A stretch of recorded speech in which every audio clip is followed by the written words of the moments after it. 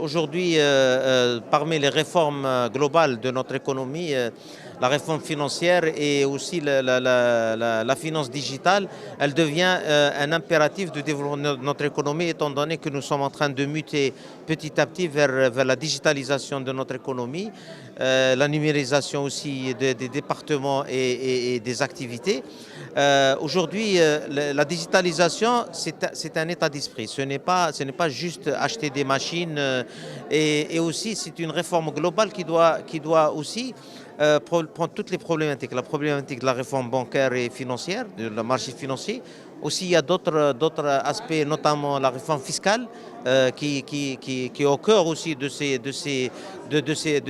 réformes, pour permettre aussi à notre économie de passer le palier.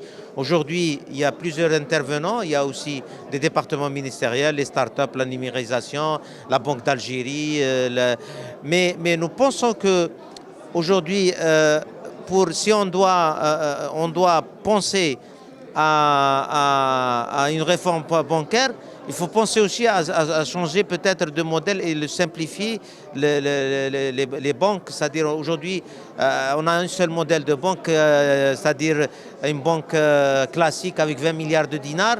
Peut-être si on veut passer le cap et descendre la structure bancaire en Algérie, aujourd'hui elle est à 87% public, 76% dans les assurances.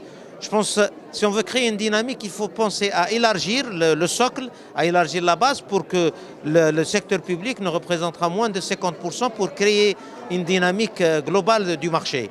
Et ça, on peut le faire à travers une réforme globale de la loi sur la monnaie et crédit et simplifier la création de banques à terme, de banques professionnelles, de banques par région, de banques... Il y a mille et une façons de le faire. Par rapport aussi au paiement par carte, c'est vrai que sur le plan technique et sur le plan opérationnel, il y a beaucoup de choses qui ont été faites. L'interopérabilité, on parle de 12 millions de cartes.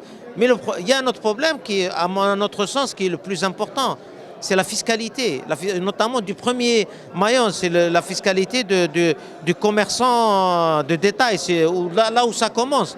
Je ne parle pas des grands opérateurs d'électricité, des assureurs ou de l'eau. Ceux-là, leur activité, elle est formelle d'office. Mais il y a les petits commerçants, parce que lui, il a une autre problématique, c'est que ça peut devenir un handicap parce que ça peut lui reconstituer son chiffre d'affaires, alors que lui, il est alimenté par un circuit informel et non déclaré.